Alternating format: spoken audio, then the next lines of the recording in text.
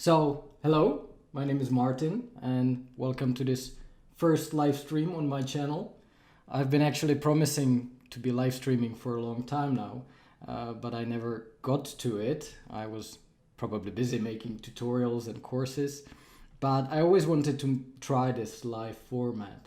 And actually, since on my Patreon page, one of the goals is that one day when I reached how many? $100, I think. Yeah, $100 from your support, from the patrons.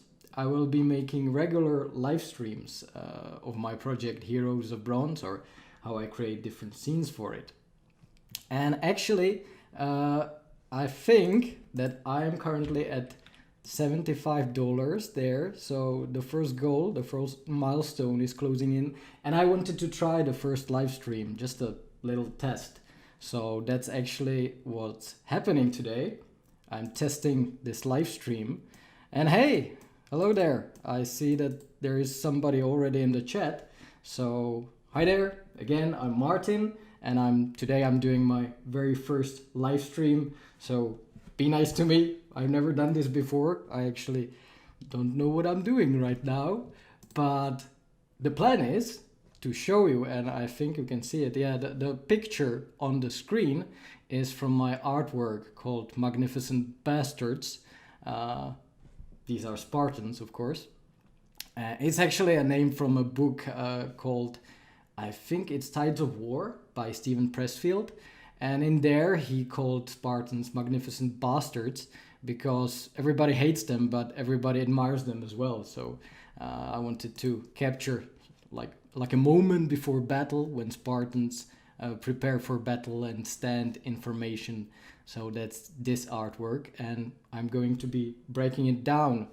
I'll be going through my Blender file, through some other tools that I used for this scene, as well as Substance Painter and some Photoshop. So that's the plan for today. User Alyssa asks a question, or it's not really a question, but says it looks like a shield from 300, from the movie 300. It is actually like the shields from the movie 300, but this is actually historically incorrect because at the time I was making this artwork, I didn't know that Spartans didn't use the A or lambda symbol on their shields until a lot later than the Battle of Thermopylae that we all know from the movie 300. So this is historically incorrect, and everybody should, all the Spartans at the time I'm depicting, which is like 480 BC, they should each have a different symbol on their shields. This is how it actually looked back then. Each hoplite had his own symbol on their shields. So this is more historically correct than this. And look what's here. We already are in Blender here. I loaded the scene in Blender before this stream because it actually takes insanely long to just load this viewport rendering option. As you can see, I am using cycles. This is not Eevee scene by any means because it's very big. It's very. I found that when using Eevee, I can make simple scenes with simple lighting. But every time I want to push the realism, every time I want to make a final artwork, I usually use cycles. So that's, I think, what I will be doing for my short film. And if you didn't know, I'm making a short film from ancient Greece, set around the time of the war with Persia.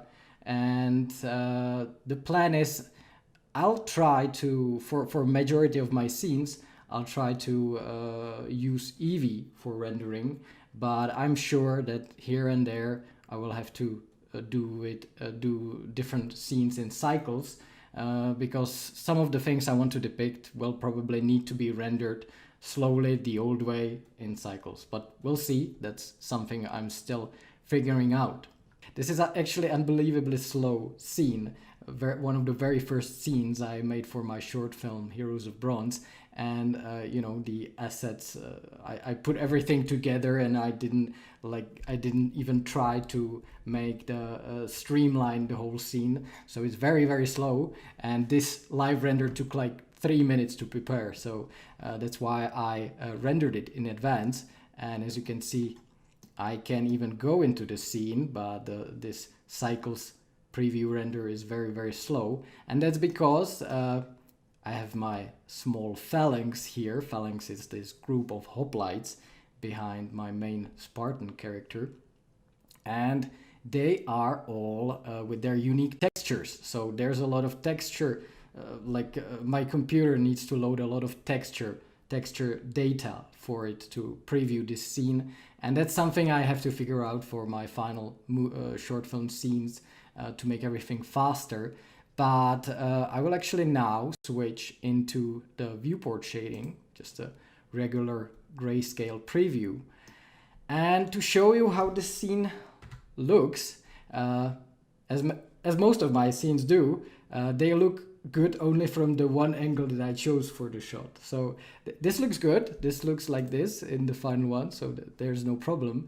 But when I actually start rotating, you'll see that most of the people in the scene are naked, that they don't even hold their shields. Yeah, there's not even anything inside the shields. I put everything away that wasn't needed for the scene. So this is how I cheat in my scenes. It's all basically just to make it look good in the shot. So that's what I do regularly. And how this scene started for me. I wanted to make, as I said, I wanted to make a test scene for my short film and put a lot of characters together.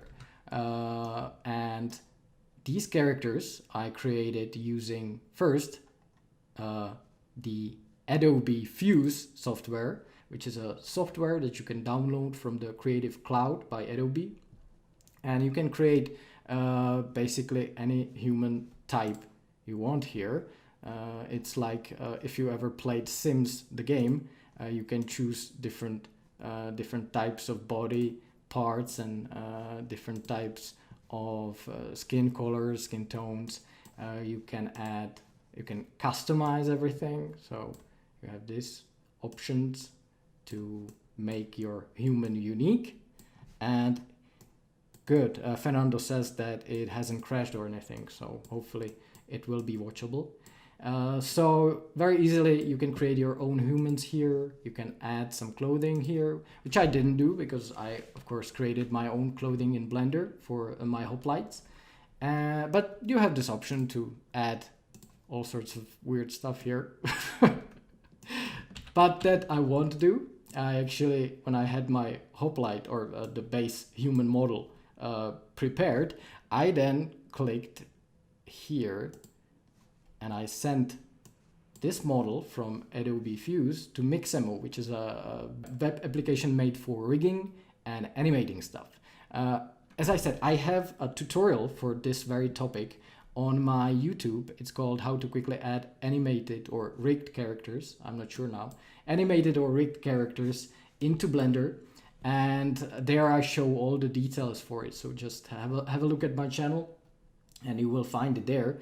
But what happens when I export this model into Mixamo, I will close this scene now, is this.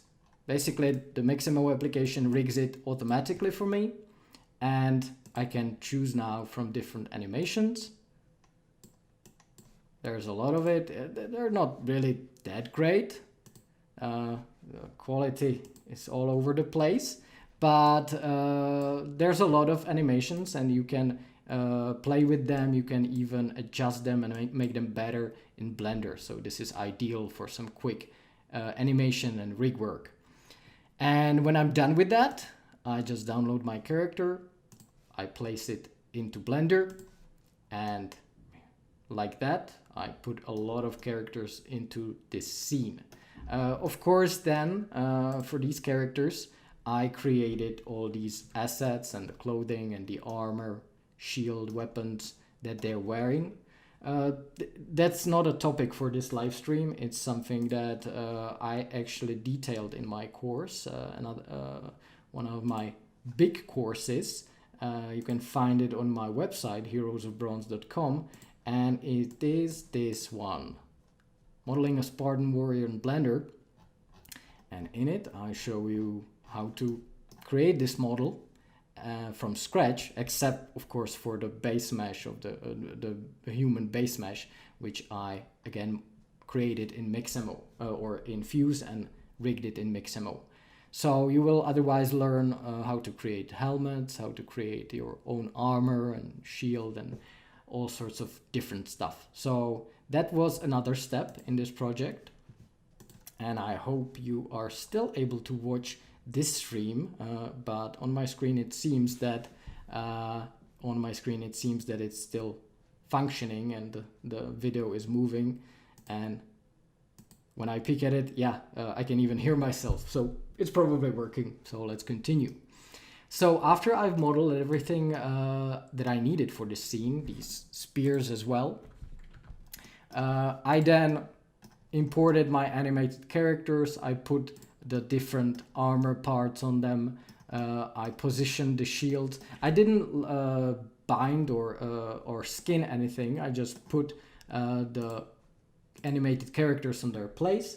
I put them in their pose, and then I just put just positioned all the armor directly on their body. So it wasn't anything elaborate. And as you can see, some of them are even missing their spears or not holding them. But hey, as long as it looks good in the scene, it's all right with me. So that's it for the characters. I don't want to go too much in detail here because all the details you can actually find on my channel. You can find it in the Spartan course. And of course, there are some textures for all the characters in the scenes. And that's one thing that I am working on right now. I'm making a Substance Painter course, where I explain how I created these actual textures for my Spartan warrior. So watch out for that one. Hopefully it's coming after summer. I never have enough free time, so we'll see how it goes, but I really want to finish this Substance Painter course. I've been working on it for far too long. But a little preview now. Let's quickly jump from Blender to Substance Painter here. And Elias tells me it's still working, so thank you for the feedback. And next time I will try to do something about my connection. It's probably the length of the cable, or maybe the cable might be damaged, because anytime I switch my cable, it works better. But you know, I don't understand any of this, so I will probably need to invite somebody who understands this stuff. Anyway, here we are in Substance Painter, and I have my model of the whole hoplite gear here, except for the weapons. And I divided this model into a lot of texture sets. Basically, to have a model that loads quickly and renders quickly, I would probably do better if I just made everything into one UV set, everything into one basically material here. But to be able to use these assets independently on different characters, I actually decided that everything will have its own texture set or UV map. So these boots or the sandals with these greaves, they have their own texture set, and the whole cuirass has its own texture set, the cape as well, the helmet as well. It's really something that slowed down the render in the end, but it allowed me to basically take these assets separately, put them in different scenes, and always have the best quality for it. So that's why I decided to have all these texture sets that you can see right here on the right side. And for you unfamiliar with Substance Painter, again, I'm making a Substance course, so watch out, and hopefully it will come out soon. By the way, George from Norway says hi, so hello and thank you for watching. I'm currently showing you one of the character textures in Substance Painter that I used for this artwork, which I am showing today and breaking down all my scenes for it. So This is the Substance Painter scene. And after I imported just my all of my texture sets or this whole model into Substance Painter, I of course baked everything. I won't go too much into detail on how Substance Painter works. Actually, I have a course on my YouTube where you can watch. There's an architectural asset course. So you can just go to my profile. It's for free, and I go into pretty much a lot of detail on creating simple asset in Substance Painter. So you can watch the functionality of Substance Painter there. But what I did was basically used Substance Source, which is this icon over here, and Substance actually has a great gallery of a lot of materials that you can download, and I downloaded some. I downloaded some leather. I downloaded some linen, I think. Then Substance Painter has actually a great smart material preset for bronze, which I made a little more battered and damaged, but I think it's called, well, it must be called bronze, but I'm not sure which the default bronze, because I have a lot of bronze for my Heroes of Bronze film and I completely forgot which one is the default, but I think it's the bronze armor. Yeah, bronze armor is the default material in Substance Painter. I used it, I adjusted it for my needs, and from it I have this shiny bronze, which is called, in my case, Hoplite Bronze Shiny. So that's for the bronze material. Then I have a Substance Source material, this leather, and I painted some colors across it. I can even go into this leather material and show you the setup for it. And if you have any questions, don't hesitate to ask. I'm glad there's 11 of you. I actually never expected there will be anyone. I didn't even announce this stream properly. Just, I wanted to test everything, but I'm glad there is someone here, and really this is exciting for me. So thank you guys. And you can see that this scene, there's a lot of textures here, a lot of texture sets, and it's quite slow for me. So just clicking on the leather material is slow. But here is my preset for the leather material. So let's actually hide everything except for the base layer. And I won't go into detail on all my materials, but let's just have a look at this leather one. So this is the default bull leather large worn, it's called, in the Substance Source database. Then I put a grunge over it, basically making the edges dirty. Then I added some paint, which is really bad. No, I think I didn't use this one. So no, it's this dark paint is a background for this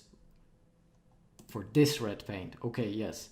So this dark paint is just a filler for these parts, and across it I painted with this red paint, and all this is hand painted, or I used some alphas for these waves here, but basically I just went in and started painting across my model. I think I did this in this 2D viewport. You can access it by hitting F2 in Substance Painter. But again, let's not make this a tutorial for this software, because there's not enough time for it. But yeah, I hand painted this. I overlaid it across the leather material, and it looks like this then.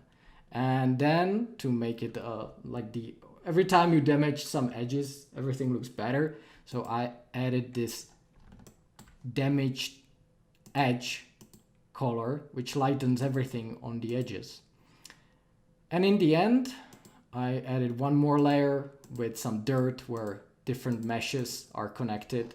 So that's all there is to this material. And I was able to create a smart material with it and apply it to all of the other parts of this armor. So that's pretty neat function actually. And Fernando says that he wants to learn Substance Painter. go for it. It's great. It really allowed me to work fast, and I would never be able to create what I'm creating these days if I didn't use Substance Painter. So yeah, recommend it. So so this is how it looks in my Substance Painter scene. It's really just how many? 3 types of materials, yes. 4 types of materials: bronze, then this damaged brown leather, then this polished white leather, and a linen cape. But if you want to know more, wait for my course. It will be the Spartan texturing course, and it will hopefully come out soon. So yeah, I will have to work on it much more. All right, so that's it for Substance Painter. After that, I exported everything into Blender, and let's actually hide this phalanx layer. You can see that on the right here in the scene collection, I have different layers, or how is it called now? They changed it for 2.8, for Blender 2.8. Collections. So I have these collections, and this collection of the phalanx is actually really slowing down the scene. So I will just deactivate it here. This is, by the way, a great thing, that you can quickly just deactivate the whole layer, or the whole collection, with just this button, and it will not take any performance from now on. So that's great. I like that they added it. And it just took a little getting used to the new collections. I will actually save this scene and close it for it to not slow my computer down. And now let's have a look at the rest of the scene.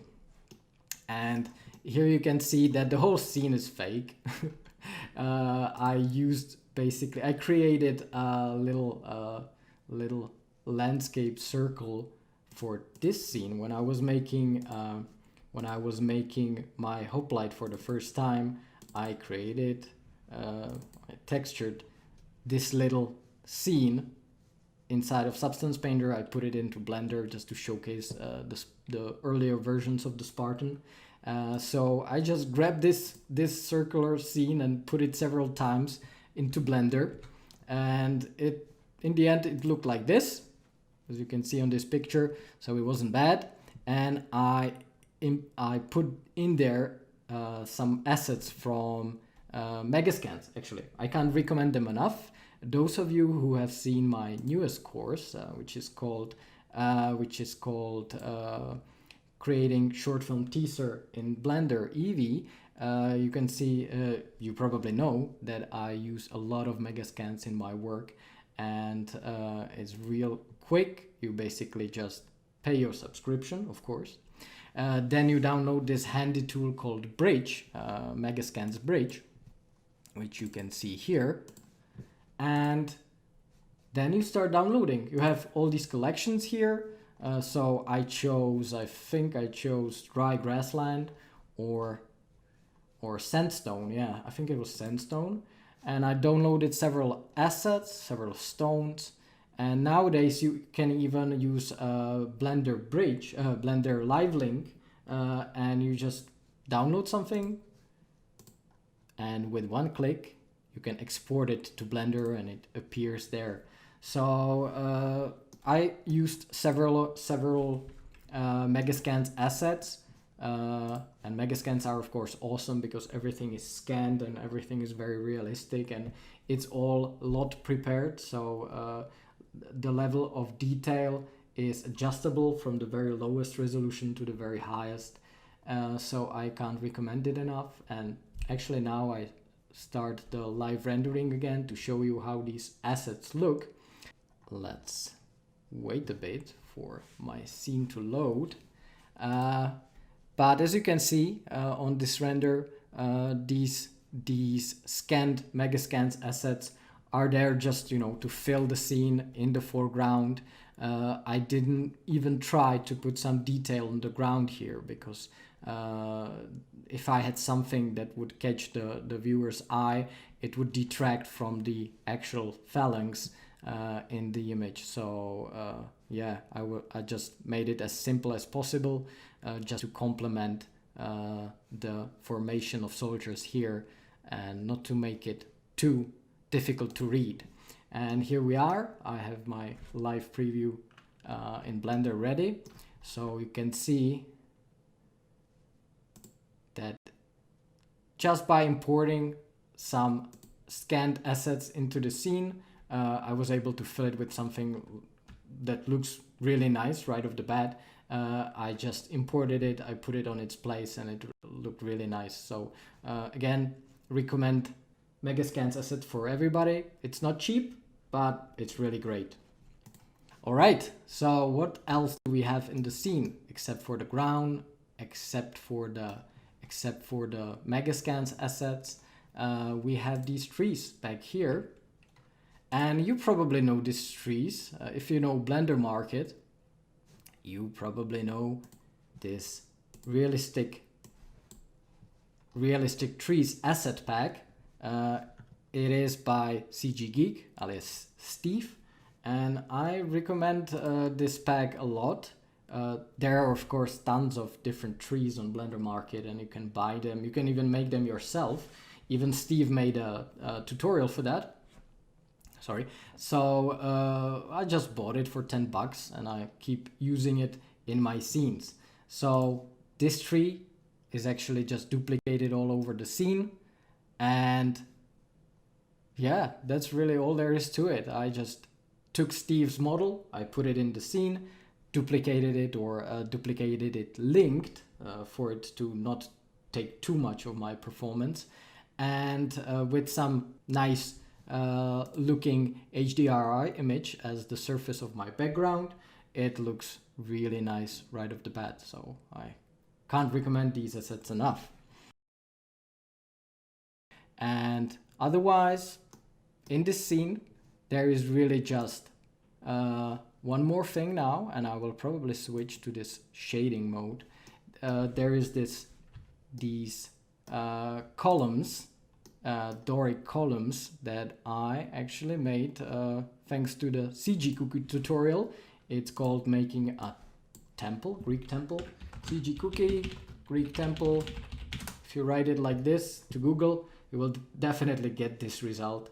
So that's where I, thanks to this tutorial, which is free on YouTube, I was able to make a column like that. And on it, you can see there is some ivy. Ivy is, you can make it pretty easily. There is a built-in add-on here in the Blender preferences. You just type in ivy and you find this. You activate this plugin, then save preferences. When you have it activated, you activate it by checking this thing. And anytime you have a model, you basically just in your viewport, and hopefully I remember it now how it's done, but somewhere in here, it's here. So I was right, it's here on the right, I just didn't see it. So the way it works is you select your model and basically you put your cursor somewhere. So I will snap cursor to this position. You can see that my cursor is now here. And with this ivy generator that you will probably find in this create tab here, you just click add a new ivy. And it's really small now, but you can see that really quickly it made this little branch of ivy. Of course, there are two parts to it. One is that you have these branches, and the second is that you have leaves on it. But it's really easy like that. You basically take your model, you put the 3D cursor where you want your ivy to start, and then you adjust how long it should be. This is important here. You adjust some weight settings, really experiment with these settings. You can add different branching to the ivy, and then you just click add new ivy and something like this is generated. And then you have to apply a texture to the leaf. I actually created a tutorial for adding leaf textures.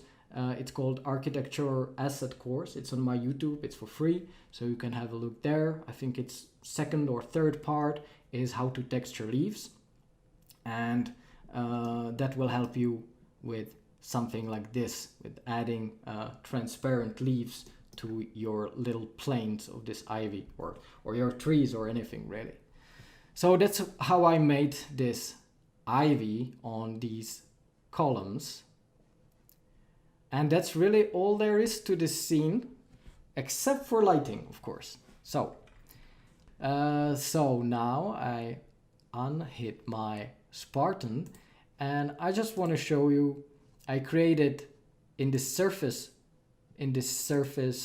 tab in the world menu, I input there in this color for my background, I input an HDRI called Spruce Sunrise, which is my favorite HDRI. It is actually from everybody's favorite site, HDRI Haven, and it looks like this. So you can see a lot of colors, this rising sun. It's really nice for my favorite type of scene, which is this morning or evening shot. This is actually morning.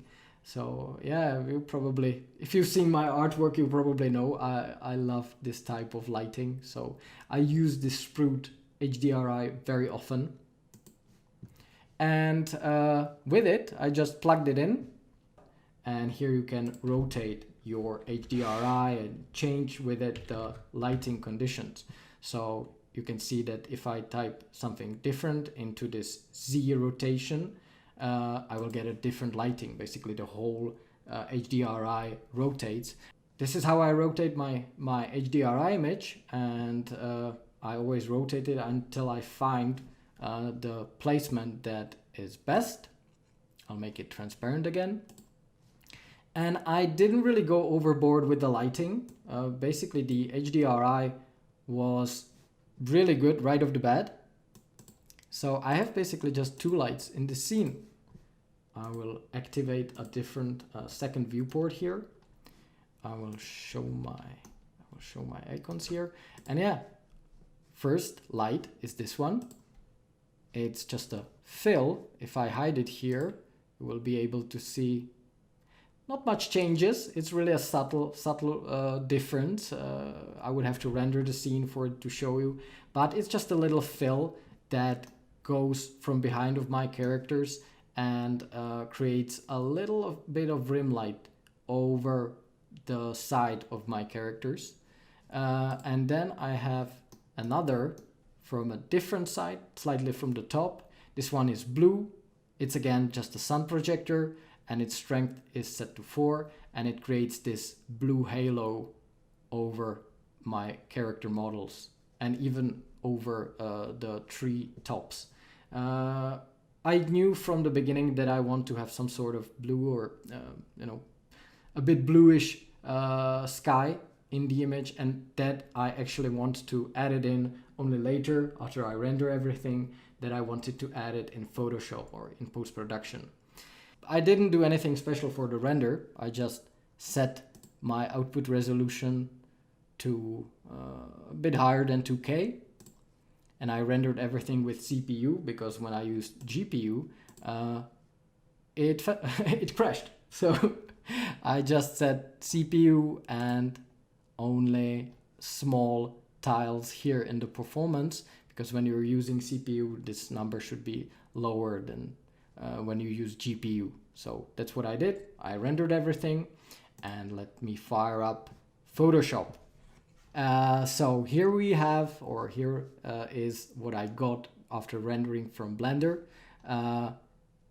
Actually behind this layer, because I made it with the transparent option checked, I put just a normal image. I think it's from Photobash database, and I used some dawning sky image, and across it I put this photo of mine from one of the I think I was in Greece, and I took a quick photo. I blurred everything, of course, for it to fit better in the scene, and I overlaid the render over it. I didn't really do too much with this scene. There was some heavier compositing when I made the teaser for Heroes of Bronze, But in case of this artwork, it really was just about adding this sky. And then, of course, I added some fog. So here you can see that I have this fog layer set to some lower opacity. And over it, George is asking in Greece where exactly. I went to Lefkada, and also the same year I sailed, not in Greece, but with some friends we sailed around the coast of Croatia, and I took a lot of photos from there, so I keep using them for my project. So here you can see that I have another layer of fog, and I actually masked, I rendered a depth layer along with my render. So I not only had this render, this beauty render, but I also got from Blender the depth pass. And thanks to this depth pass, I was able to quickly mask everything that's in the foreground and put some of the fog only behind the hoplights. So that was very useful. If you want to see how I render depth pass, just have a look at some of my other tutorials on YouTube channel. It's very easy, and it helps you a lot when compositing. So I put another layer of fog behind the hoplights, over it some lens dirt. You always need a lens dirt, and especially some kind of little particles flying in the air. They're not really that visible, but I think it helps. And I also think adding a little bit of shine from the sun, even though it's not in the screen, I added some sunshine, as you can see, and it always helps. And in the end, I basically, with Control A, I selected all of my layers. I hit Control Shift C and paste a flattened version of my screen. Basically, everything now is on a separate layer. And I go here into the camera raw filter, which is used for if you're basically adjusting HDRI photos that you take from your camera. But I actually found out that it's also nice to use it for finalizing your artwork, even 3D artwork. So I went in, I played around with some temperature, I played around with some exposure, and I added here some vignette and grain. I made a preset from it so that I can just quickly use it on all my artwork, and hit OK. And all the different filters are quickly applied. So I like using camera raw filter, and you can try it as well for finalizing your images. And that's really it. That's it for this artwork. Probably the hardest part, of course, was to create the first character, and the rest was just, I went in, I made some more armor, I made some more textures for the shields and stuff. Then I used some assets that I downloaded or bought. I made the pillars, and on it I covered them with Eevee. And as you could see, it's pretty simple scene actually. It doesn't look simple, but it's all fake, and there's not really that much in it. But I think that's what it's all about. If it looks good in the camera shot that you use, that's all there is to it, and you don't really need anything else unless you're making games. In that case, you have to make it look perfect from all angles. But in this case, when your output is just a film shot, you don't have to really focus on how it looks outside of your screen. All right, so that's it. And hopefully it wasn't too much of a disaster for you, and that you will give me another chance with these live streams. And I do hope that you liked it, at least a bit, because I plan to do it more often in the future. If you're interested in the project, you can have a look at my website, heroesofbronze.com.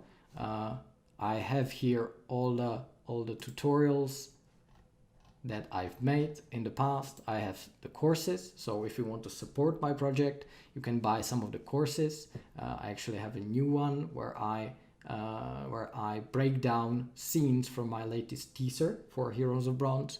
And if you want, you can even go to Patreon and support me there, because there is a lot of bonuses for everybody who's supporting, especially for the Hoplite class and the Hippaspis class, so $5 and more. And there are some discounts, some free assets. You can add some votes into different polls, deciding on what tutorial I will be doing next. So yeah, that's my Patreon. And with that, I think that's all for today.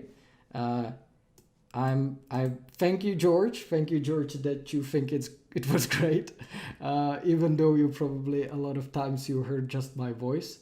And if you have some experience with live streaming, and you maybe find out, like, if you have some idea of what I could do better, don't hesitate to shoot me a message. You can do it here in the comments. You can go to my Twitter, and I will show you what my Twitter is. So you can find me at Twitter at mkleckner, which is my name. Don't even try to pronounce it. But yeah, if you want, shoot me a message. I would be happy to. But now I won't take any more of your time. And thank you. And hopefully next time I will be able to stream much better. Even with the video the whole time. So yeah, bye bye and thank you. Cheers.